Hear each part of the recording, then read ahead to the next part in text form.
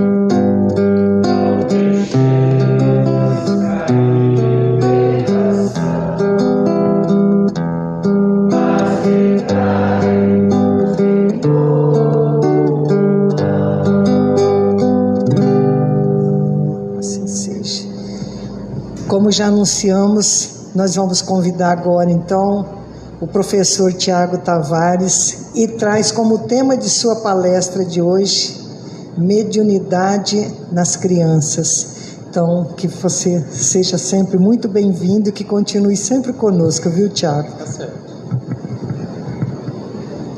Boa noite, boa noite. É um prazer estar aqui no Fora da Caridade, né? Já tem algum tempo que eu não dou palestra por aqui, né? Como a Glória falou, realmente é uma casa que onde eu nasci em relação ao espiritismo, né? Comecei toda a minha trajetória, fiz os cursos e tudo mais aqui no Fora da Caridade. Então, estar aqui para mim é voltar para casa. Bom, vamos falar então do tema da noite: mediunidade nas crianças. Para começar, eu vou colocar algumas questões, algumas provocações para que a gente reflita essa noite. Como diferenciar a sensibilidade espiritual da imaginação infantil? Por que Kardec foi tão cauteloso em relação aos médiuns crianças? O que os casos de Chico Xavier e de Valdo Franco ensinam sobre o tema? Qual deve ser a postura dos pais diante de relatos espirituais dos filhos? A evangelização infantil pode ser considerada uma preparação indireta para a mediunidade? Quais riscos existem na supervalorização de crianças consideradas médiuns? E como conciliar assistência espiritual e acompanhamento psicológico quando necessário? Todas essas questões, elas vão nos incomodar, elas vão nos tocar quando o assunto é mediunidade nas crianças. Então, antes da gente começar a explicar as coisas, é importante que a gente segure essas dúvidas e ao longo da palestra eu espero ajudar a esclarecê-la ou pelo menos trazer algumas reflexões. Vamos lá.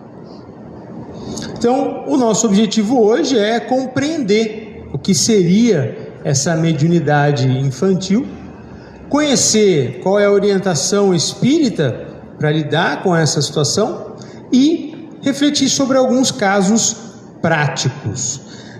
Veja, a gente precisa entender que mediunidade não é exclusividade de ninguém, não é novidade, né? Já existe ao longo da história, não acontece somente em quem quer desenvolver a sua mediunidade. A mediunidade é uma faculdade intrínseca a todo ser humano. Todo mundo tem ela mais ou menos latente. Algumas pessoas acabam desenvolvendo essa mediunidade, praticando, né, a mediunidade. Outras pessoas vão passar pela encarnação sem nunca não sente nem um arrepiozinho, ou não repara que tem essa sensibilidade. Essas faculdades, elas podem surgir também na infância. Daqui a pouco a gente vai falar um pouquinho mais sobre a infância. Mas o fundamental quando se fala de mediunidade, e aí a gente está falando de criança hoje, mas vamos falar mediunidade como um todo, é a orientação moral. Em qualquer circunstância, o fundamental é a orientação moral. A gente precisa desenvolver, refletir sobre a nossa moralidade para podermos, se for o caso, exercer a mediunidade moralizada. Isso também se aplica para as crianças. Muito, mas muito mais importante do que de repente desenvolver a mediunidade de alguém é desenvolver seus valores morais. Isso é fundamental. A mediunidade e o exercício que advém dela serão bem norteados, bem conduzidos, tanto quanto for a moral dessa pessoa que está exercendo isso. Então, essa é a primeira questão. Independente do caso, é uma criança, um adolescente ou um idoso, mais importante é trabalhar a moralidade. A mediunidade também precisa ser instruída, mas com valores firmes, né, com raízes profundas, a mediunidade vai ser mais leve. E vamos falar um pouco de infância. Primeiro de tudo, né? Por que a gente vira criança toda vez que reencarna? Não seria mais fácil a gente já ter uma cópia pronta, adulta, e não passar, vou traçar uma linha aqui, grosso modo, 20 anos, né, de crescimento? Por que a gente volta a ser bebê? Bom, primeira questão. Uma reencarnação, o princípio de qualquer reencarnação é recomeço. O motivo principal pelo qual a gente desencarna e reencarna é que nós precisamos recomeçar. Se fôssemos imortais, iríamos acumulando ao longo das eras manias, vícios, mágoas, até sentimento de vingança, e isso não teria fim. No entanto, a providência divina, na sua imensa sabedoria, nos dá um prazinho que para fins de eternidade é nada, né? Vamos aí, 80, 90 anos, pronto, filho, acabou, fecha capítulo, vamos voltar de novo. Esse ciclo reencarnatório é o que nos permite evoluir, porque nos permite zerar a conta. Como assim zerar a conta? Deixa para trás as pessoas que me magoaram, deixa para trás as manias e costumes nos quais eu me apegava, deixa para trás, de repente, uma rusga que eu tinha com aquela pessoa específica. Deixa tudo isso para trás. Começa-se o véu do esquecimento. Esse processo reencarnatório não é rápido, não é imediato. Na verdade, exige uma boa preparação no plano espiritual. E ao longo do processo, estava lá 9 meses dentro da mãe, aí nasce e ainda está incompleto. E vai continuar incompleto por algum tempo. E isso é importante. É importante porque, ao longo deste processo, o espírito reencarnante pode se adaptar a esse novo ciclo e ao mesmo tempo deixar marcas ali, estacionadas no seu perispírito. Não posso dizer que a gente esquece tudo, que não esquecemos. O véu de esquecimento é temporário. Quando voltamos ao plano espiritual, por vezes recuperamos essas memórias. Mas o que a gente traz, e isso a gente não esquece, são traços do nosso ser. A minha personalidade, os meus traços morais, isso eu trago de volta. Porque, como que eu posso explicar? É aquilo que está mais fundo em quem eu sou, né? É a essência. Obrigado. Por quê? As coisas que eu me lembro, né? Os fatos do dia a dia, né? Onde eu trabalhei, o que eu faço, isso está na superfície. Isso eu posso deixar de lado para eu recomeçar. Agora, aquilo que está, né, arraigado em mim, eu trago. E aí a criança, e a gente volta nisso, nesse processo, né, de estabelecer laços entre o espírito e o corpo, ela vai trazendo isso à tona. E a gente vai notar no desenvolvimento infantil que ali por volta dos 7 anos você já tem uma certa consolidação do processo, uma primeira consolidação. Por quê? Esse processo de vinculação e de adequação do perispírito com o corpo novo já está avançado. O que vai começar dali para frente e ao longo da adolescência é a manifestação dessa essência que eu falei. Esses traços intensos de personalidade que são oriundos de muitas existências, eles vêm à tona na adolescência.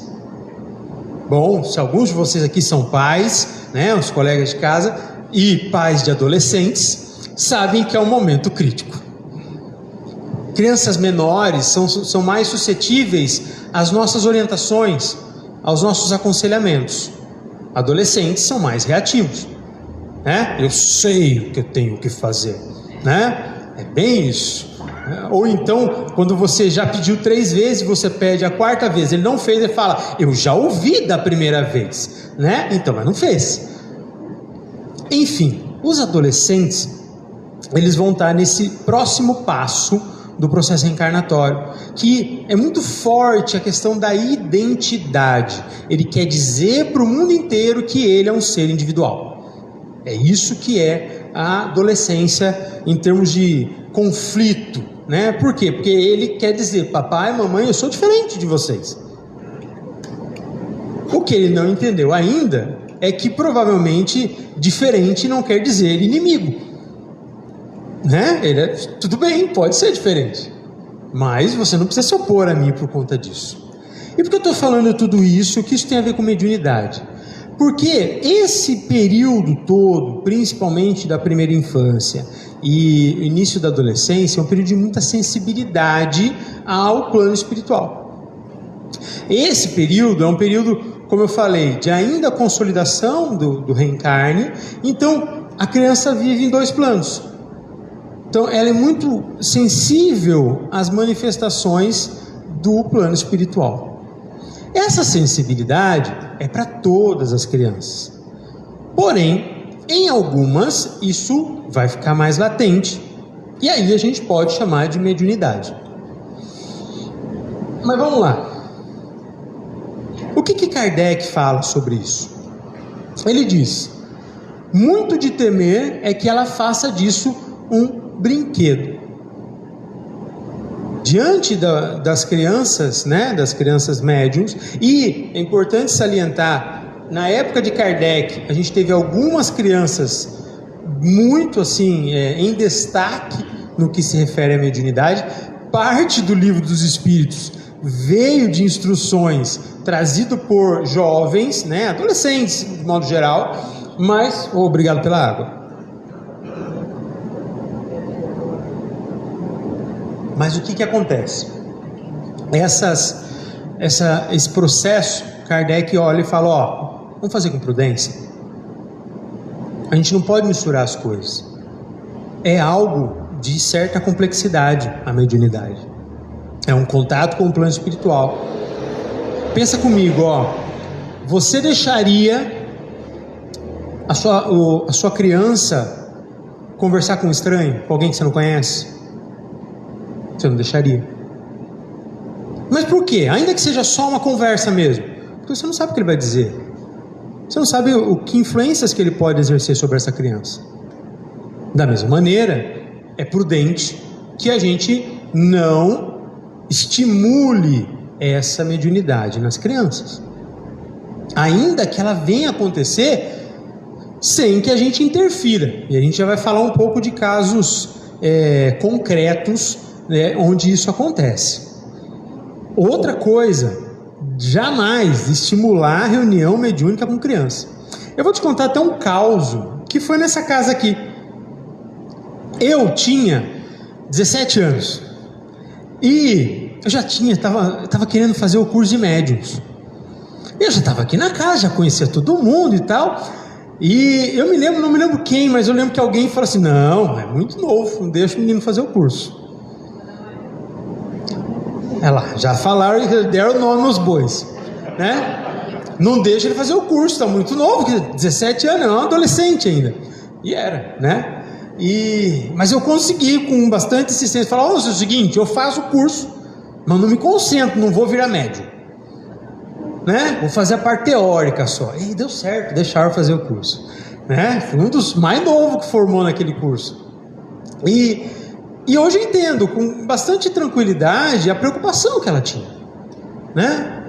Realmente, né? Ainda que eu me sentisse apto, que adolescente que não se acha mais do que é, né? Ela tinha essa percepção, uma vivência, né, profunda de espiritismo, de que de repente era preciso ter cautela, que é o que Kardec recomenda, né? Porque você faz o curso de médiuns, quanto tempo você vai para começar a participar das reuniões mediúnicas, né?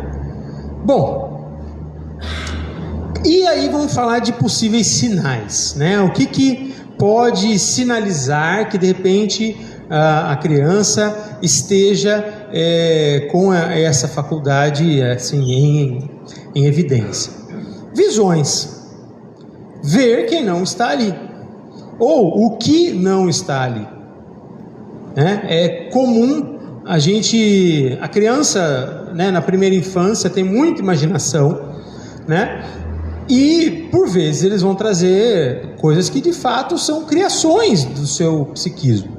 Mas aí que é o ponto importante, a gente precisa trabalhar, observar a criança para discernir isso daí. Por quê? Porque se houver certa coerência e recorrência de determinadas visões, você tem que ficar com a orelha em pé.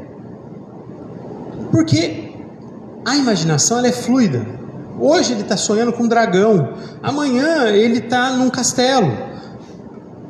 Agora, o vovô que aparece aqui todo dia, aí você começa a pensar, em que história que saiu esse vovô? Né? Da onde que veio essa história? E aí também temos audições, às vezes, né, a tal da história do amigo imaginário, né, que conta coisas, explica coisas. Alguns são de fato fruto da imaginação. Vamos pensar, gente, que nós, adultos, muitos de nós que já estudaram o espiritismo, tem até mediunidade em exercício, às vezes tem dificuldade para distinguir, sou eu mesmo ou tem alguém falando comigo? Isso é uma intuição ou é coisa da minha cabeça? Nós mesmos nos colocamos em dúvida. A criança, ela não vai ter a dúvida, para ela é tudo a mesma coisa, né? Seja um amigo imaginário, seja uma entidade se comunicando, para ela é alguém falando com ela, é só isso. O adulto precisa só estar atento no assunto que está sendo tratado, mesmo porque, ainda que seja uma entidade, se essa entidade está ali, de repente é um amigo dela, né? Brincou comigo, me animou, falou de uma coisa legal, beleza, obrigado. É sinal de alerta quando isso começa a perturbar a criança, gerar ansiedade, gerar medo, né? Isso começa a ficar preocupante. Sonhos. Mais um assunto que a gente fica assustado quando a criança traz um sonho muito vívido, mas se esquece que a gente também se assusta com os nossos sonhos, né? E aí, o sonho, gente, todo mundo sabe que o momento do descanso do corpo físico, por vezes, é o momento da liberdade do perispírito, do contato com outras entidades, de visitas a determinados lugares. Em algumas pessoas os sonhos são mais vívidos, né? As lembranças são mais intensas, em outros não. Com as crianças não é muito diferente. O que talvez seja um ponto de mudança é, pelo próprio estágio, né, infantil, eles tragam elementos fantasiosos com maior intensidade. Hoje mesmo, meu pequeno, o Theo, chegou e falou para mim: pai, eu sonhei com uma aranha gigante. Eu falei: nossa, Theo, uma aranha gigante?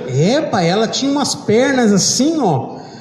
Mas e daí, você ficou com medo? Não, pai, eu sei que era de mentira. Eu falei: nossa, né, 4 anos, né? Falei: tá bom, né? Então que bom que você não ficou com medo. Mas, ao mesmo tempo, ele poderia ter sentido com medo, podia ter acordado, né? Ter acordado assustado. E aí, eu volto a dizer, para nós, cuidadores, né? Não só pais, que eu acho que é importante a gente pensar que a criança, ela não é só cuidada pelos pais, né? Eu acho que existe um conjunto de pessoas que cuidam dessa criança e que tem que olhar para ela, né? Avós, tios, professores, enfim.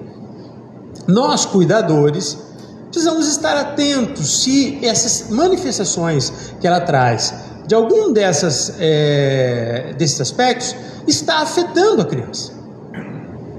Se está causando algum tipo de distúrbio nela. Porque se ela está levando isso com naturalidade, beleza, deixa rolar. Só não estimula. Deixa acontecer. Ouviu a história? Ah, tá bom, beleza, acabou. Não adianta chegar todo dia de manhã. Você viu alguém hoje aí, filho? Quem que estava naquela sala escura ali que eu não vi, mas você viu? Aí você vai dificultar a vida da criança, né? Porque também se coloque nesse lugar. Imagine que de repente você virou o médium da família e ao mesmo tempo virou o guru da família. Então todo mundo quer saber a sua opinião sobre coisas que você sabe, coisas que você não sabe, sobre o futuro, sobre o passado, sobre até os números da loteria. Você não vai se sentir bem. Pelo contrário, você vai se sentir pressionado, você vai sentir que as pessoas estão invadindo a sua privacidade, que as pessoas estão querendo trazer, que você traga à tona coisas que você não quer. A criança é a mesma coisa. A criança quer ser criança, ela quer brincar, ela quer se divertir, ela quer aprender, conhecer coisas novas. Ela não quer virar um motivo de espetáculo, né? Nesse ponto, então, a gente precisa distinguir imaginação de mediunidade. Importante. As manifestações mediúnicas, elas são carregadas de maior coerência e recorrência. Você vai ter a criança tratando do mesmo assunto, voltando na mesma questão. Isso pode ser um sinal mais evidente que seja mediunidade. Agora, as histórias fantásticas, ótimo, deixa que a criança imagine, crie e viva esse mundinho sem problema nenhum. Vocês vão ver que elas são primeiro que elas não são recorrentes, né? As histórias elas são geralmente desconectadas. Às vezes a criança repete a mesma temática porque é uma temática que ela gosta, né? Sei lá, uma temática de heróis, por exemplo, né? Mas ela não vai ter aquela coisa assim: hoje o meu super-herói amiguinho falou isso, amanhã o mesmo super-herói amiguinho falou aquilo outro. Isso não vai acontecer, tá? Bom, vamos falar então de dois casos bastante emblemáticos, que é o do Chico e do Divaldo. Ambos tiveram uma mediunidade bem cedo. A do Chico com mais evidência. A do Divaldo foram alguns casos que ele conseguiu lidar ali com mais naturalidade. O Chico via, conversava, né, com espíritos desde criança. Ele veio já. A mediunidade do Chico, e aí eu não vou entrar muito no aspecto, mas ela seria classificada como mediunidade missionária, né? Ele veio para essa encarnação com essa carga, né, de desenvolvimento mediúnico desde muito cedo, porque ele tinha uma missão aqui, bom, todo mundo viu que ele cumpriu com glórias. Mas o que acontece?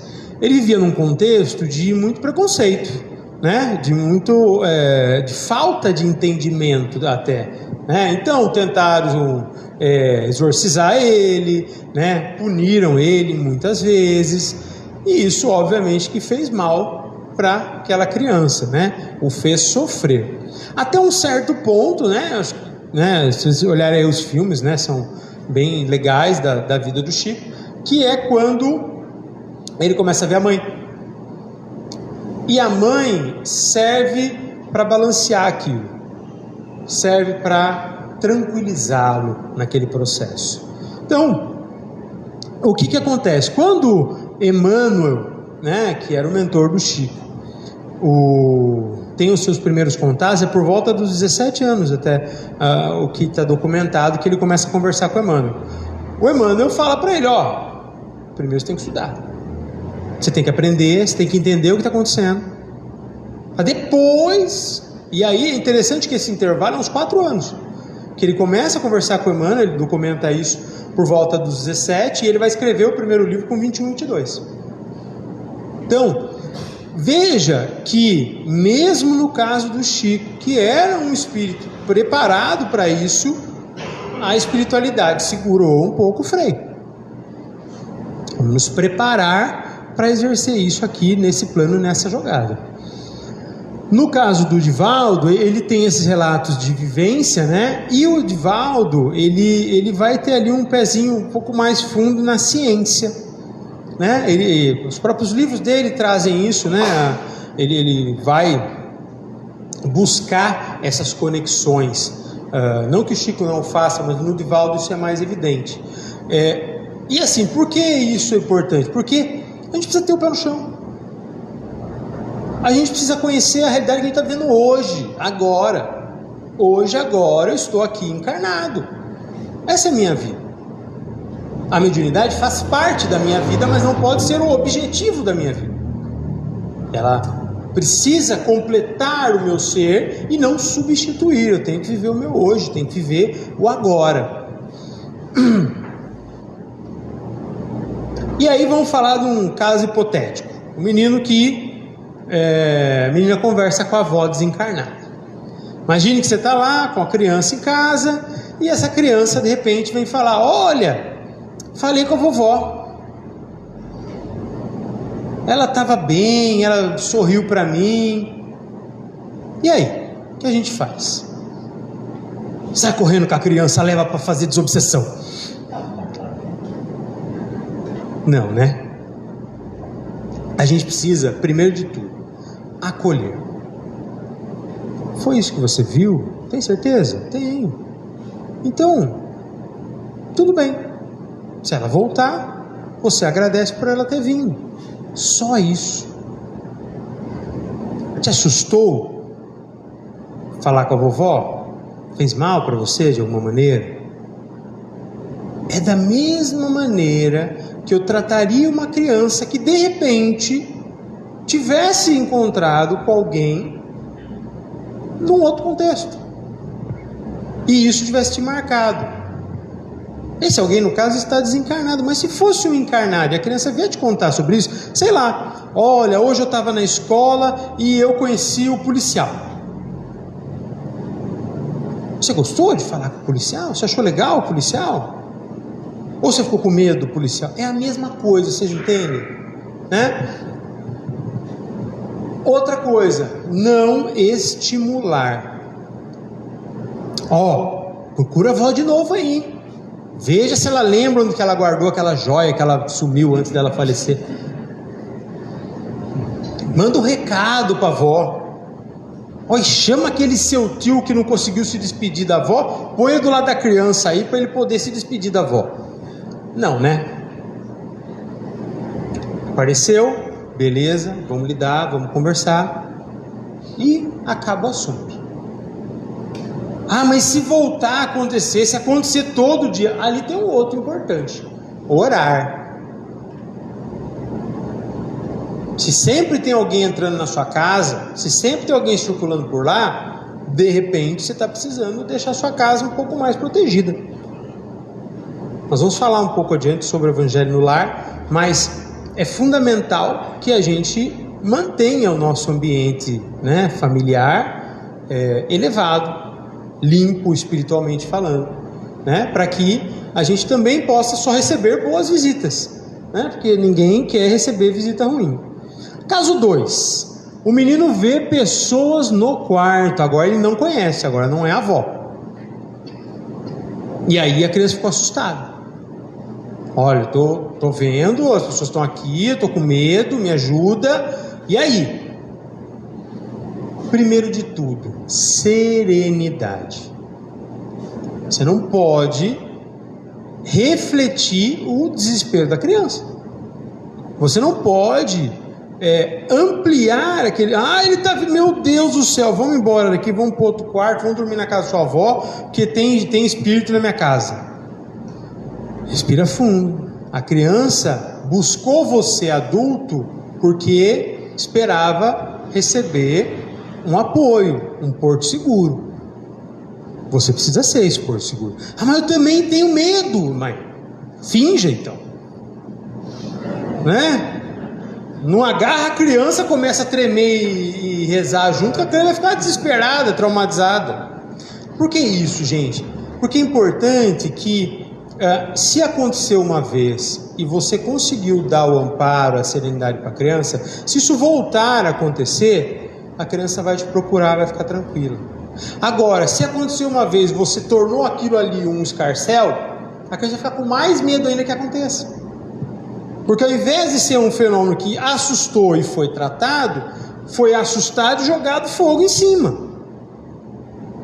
Lembre-se que a mediunidade, ela pode acontecer muitas vezes e em qualquer situação.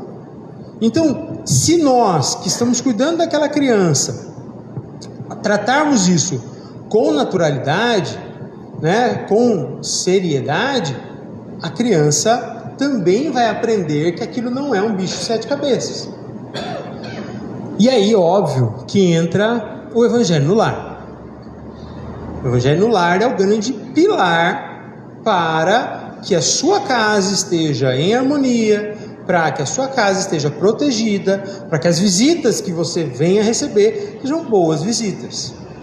É fundamental que a família, alguém do círculo familiar não aceite. Tudo bem, não dá para forçar, mas tem que respeitar. Não aceita? Tá bom, vai lá no outro canto, deixa nós aqui quietos para fazer. Com o tempo talvez a pessoa aceite. Mas é importante que o máximo de pessoas que moram naquele lar estejam paradas ali durante 1 horinha para orar, para ler uma mensagem do Evangelho, para pedir proteção pelo seu lar e por aquelas próprias pessoas. Isso com certeza torna esses episódios, vamos dizer assim, ruins, menos comuns, porque você tem um lar mais preparado. E a avaliação clínica, e aí é um ponto importante. Eu vou voltar naquela questão. Enquanto é algo que acontece de maneira esporádica, não está afetando a rotina da criança, não está afetando o comportamento da criança, é a vida que segue. A criança deu alguns sinais de ansiedade, de medo, de compulsão. Leve no médico. Mas não é um problema espiritual? Mas está refletindo no corpo. O corpo também precisa ser tratado. Você vai trazer ele no centro espírita? Vai trazer, traga. Aliás, é essencial. Mas, se o corpo da criança já vem revelando estas marcas, esses sinais, ele precisa de tratamento clínico. Mal não vai fazer, fique tranquilo, o psicólogo faz super bem, né? Vai conversar com a criança, ajudar ela a lidar com as questões, ajudar ela a entender, né? Ele não é um psicólogo espírita, ele vai falar que é coisa da imaginação dela. Tanto faz, ela vai lidar com aquelas questões, isso é o que importa. Se um dia ela vai entender que aquilo era mediunidade, é o dia que ela tiver maturidade para isso. E a gente que vai trabalhar esse processo. Terceiro caso, recordações de vida anterior. Também acontece. Lembra que eu falei que a gente está no processo de consolidação da reencarnação ali na primeira infância e até mesmo na adolescência? E às vezes algumas coisas vêm à tona, algumas lembranças muito vívidas, né, de vidas anteriores. E essas lembranças, por vezes, elas acabam acontecendo para gerar algum tipo de chavinha no desenvolvimento da criança, do adolescente, né? Então, o que a gente faz? Primeiro, não fique induzindo. Todo dia de noite você dorme lá com um caderninho, a hora que você acordar assustado, lembrando da outra vida, você começa a escrever. Isso aí para o adulto lidar com as suas questões é interessante. Para a criança, não. Deixar o esquecimento ocorrer naturalmente. Ele vai ocorrer.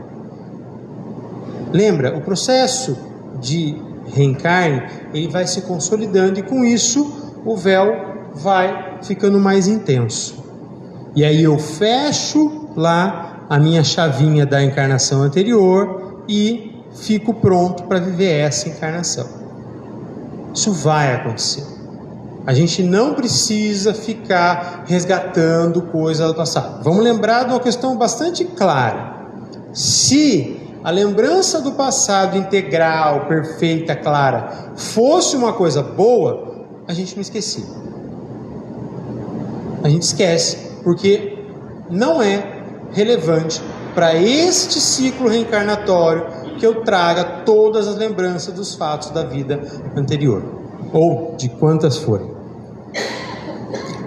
E o papel da família? Qual é? Primeiro, trate sempre aquela pessoa como alguém que você ama. Simples assim. Quando a gente ama a pessoa, a gente entende. Ah, mas eu nunca passei por isso, eu nunca tive essas frescuras. Então, é seu filho, é a pessoa de quem você cuida, seu neto, enfim. Ele precisa ser acolhido, ele não precisa ser punido. Ele precisa que você entenda ele. E a gente sabe que não é fácil. Quando a gente... a humanidade tem... O pessoal estuda as gerações, né? E as gerações vão carregando certas características, né, que ficam marcadas, né? Ah, o pessoal que teve lá, viveu... lembrei que vai ter um show do ABBA aqui em Piracicaba, né? Nossa, o ABBA era ótimo, o ABBA é excelente, né? Quem viveu aí as danceterias e tudo mais. Agora tem adolescente que fala, quem que é esse aí? Né? Não faz putz, então não é legal. São outras gerações. Eles aprenderam a gostar de outras coisas. É difícil muitas vezes para nós lidar com quem é de outra geração, exatamente porque as referências deles são diferentes das nossas. Aquilo que a gente acha bom, legal, interessante, para eles talvez não seja. E isso é muito importante quando se lida com a criança, com o adolescente. Você ouvi-lo, né? O segundo ponto, escutar, ver o jeito que ele pensa, mesmo que você não concorde, mesmo que você não veja sentido, permita que ele traga isso para você, porque muito melhor é eu ouvir e não concordar do que eu nunca ouvir e não saber o que ele pensa e não saber o que te afeta. É fundamental que ele sinta a vontade para compartilhar com a gente. Volto naquela questão, se eu lidar com serenidade diante de um episódio, seja ele qual for, a criança volta a falar comigo. Se eu fizer um escarcéu, ela não vai falar comigo de novo, ela vai esconder, ela vai procurar outra pessoa. Passar essa segurança, e aí o ponto fundamental, exemplo moral. Volto a falar o que eu falei lá no início. O mais importante para qualquer ser vivo é o desenvolvimento da sua moralidade. Como que a gente faz isso? É falando coisas que é para fazer? Sim, mas mais do que isso, é exemplificando, é demonstrando os valores que você acredita que sejam válidos, que sejam enriquecedores. Aquele papo de faz o que eu digo, mas não faz o que eu faço, não funciona. Bom, e é importante a gente salientar a relação entre a ciência e o espiritismo, no sentido de que, aquilo que eu falei, uma avaliação psicológica, caso você sinta necessidade, mal nenhum vai fazer. Isso pode complementar, inclusive, o tratamento que a pessoa está tendo na casa espírita. Aliás, isso é uma coisa que a gente tem, por vezes, dificuldade de dar todo o amparo que uma pessoa precisa, porque a gente, muitas vezes, não tem pessoal, não tem tempo para, de repente, essa pessoa não precisa de 3 reuniões, ela precisa de alguém conversando com ela uma vez por semana, ela precisa de um atendimento um pouco mais individualizado, né? E por vezes a gente não consegue oferecer isso na casa espírita, e o psicólogo vai fazer isso. Então, na casa espírita, acolhimento, orientação, tratamento nos casos de obsessão. E aí eu queria abrir um parênteses, sim, existem crianças que são afetadas por obsessores. Não são tão comuns, graças a Deus, mas existem sim os casos. E aí, uma casa espírita bem esclarecida, que as pessoas compreendam bem a situação, vai poder orientar, vai poder dar suporte para essa criança, para essa família. Lembra que eu falei, tem alguém lá na tua casa, esse alguém está ali, é a criança que viu, mas E as outras pessoas que moram ali não estão sendo afetadas também pela mesma entidade? Atendimento fraterno, evangelização infantil. E aí que não é desenvolver mediunidade infantil. A evangelização infantil, ela vai focar no quê? Naquilo que eu falei, valores morais. É isso a evangelização infantil. É ajudar a criança a refletir sobre o certo, sobre o errado, sobre o justo, sobre o bom, né? Isso é evangelização infantil. Se alguém tem medo de colocar a criança em evangelização infantil, que está imaginando todos os pequenininhos sentados em volta da mesa assim, não é isso que acontece. Fica tranquilo.